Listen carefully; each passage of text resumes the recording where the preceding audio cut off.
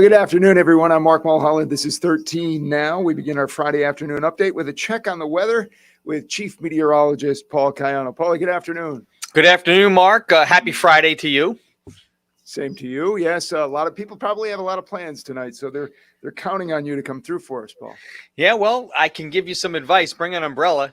It's going to be wet, but we can't change the weather, but we can certainly prepare you for it. So the good news is it's not going to be snow, so we don't have to worry about that as we roll through this last day of March. But it's not going to be pretty this evening, Mark. You got plans?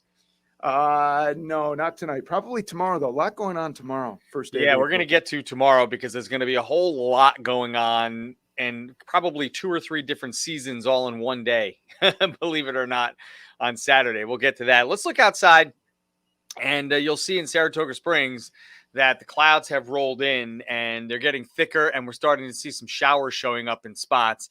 And it's only 44, so it's kind of a gray, overcast, chilly day in progress here in the capital region. Some places starting to see some showers. But notice, I'm looking around here, not really anybody below freezing. So even if we get some wet snowflakes in the hills and mountains, it's not really going to stick. And we're looking at mainly a cold rain coming in right on through the afternoon hours. First warning, live Doppler radar shows most of the wet snow in the Adirondacks, some rain showers not reaching the ground in some spots. But eventually everyone's going to get involved in some rain and a cold rain through late afternoon. You can see that deep slug of moisture from central and western New York and into Pennsylvania heading right in. So the next several hours will be wet. Later on, deeper into the night, it'll become more showery, but that's out ahead of another system, which will make headlines. You will hear tonight and tomorrow about some major severe weather in the Mississippi Valley from Tennessee and Arkansas, Missouri, Illinois, and Iowa. We're talking about some long track, deep, intense tornadoes that can happen today. And a part of that system in a weaker state will be the reason why we will eventually put up an alert day for tomorrow. So the hour-by-hour forecast will show the rain moving in. 5 o'clock, it looks wet for the ride home. Some wet snowflakes in the hills and mountains. Eventually a drier trend late at night. But look what happens tomorrow morning. Up and at 'em, 7 a.m., rain coming down, maybe even some bursts of rain. This is the warm front that is associated with that storm out in the Mississippi Valley. So it'll be wet right through about mid-morning on Saturday. See that there, 9:45, still raining. But by 10 or 11 o'clock, the sun comes out, and we get about 3 or 4 hours of sunshine here right smack in the middle of the afternoon on Saturday. And with that, temperatures will pop toward the 70-degree mark. But that'll set the stage for a cold front. And look what happens with that cold front. We get the chance of showers and thunderstorms, some of which could produce gusty winds and heavy downpours for the first time this season.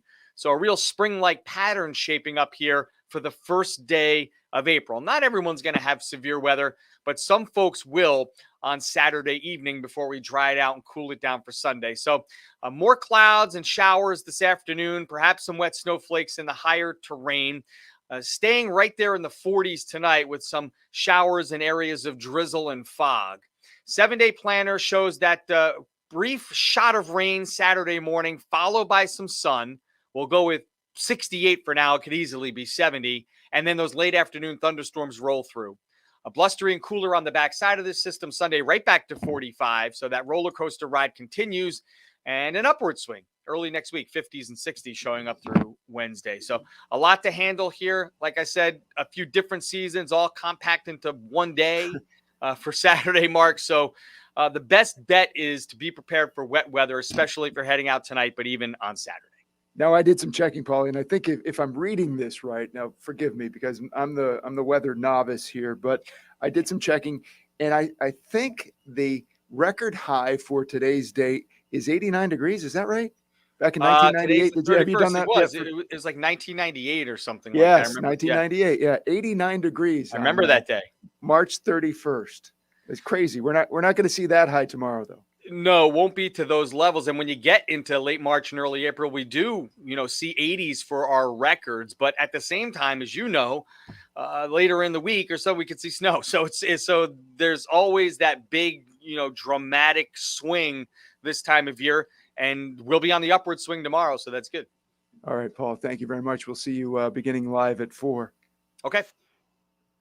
Busy news day today, and topping our news is our continuing coverage of this week's lockdown at Albany Medical Center Hospital. Now, Dino Savoca, the man accused of barricading himself inside his mother's hospital room with a gun and a BB gun at Albany Med on Monday, was scheduled to be in court this afternoon. In fact, he is in court now. It's for a preliminary hearing where a judge is to determine if there's a reasonable cause to believe that Savoca committed a felony.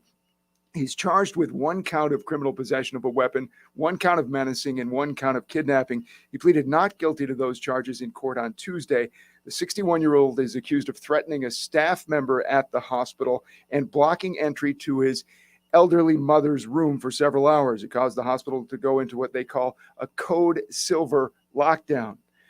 There's a court hearing. That preliminary hearing is going on right now. We have Tessa Bentulin is there covering it for us. She says a detective with the Albany Police Department is testifying now on the stand now about what he knows. Tessa will bring us the very latest on that case coming up live at 4. Also today, you were all hearing about the swatting that was happening yesterday. Well, Governor Hochul is among those expressing disgust today after all the swatting calls Thursday that sent armies of police rushing to schools all across the capital region and the state, for that matter, for a false report of shooters in schools. The governor says 36 total incidents across the state yesterday morning. You'll hear from the governor beginning live at 4. Please like and subscribe to the News Channel 13 YouTube channel. Thanks for watching 13 Now. I'm Mark Ball.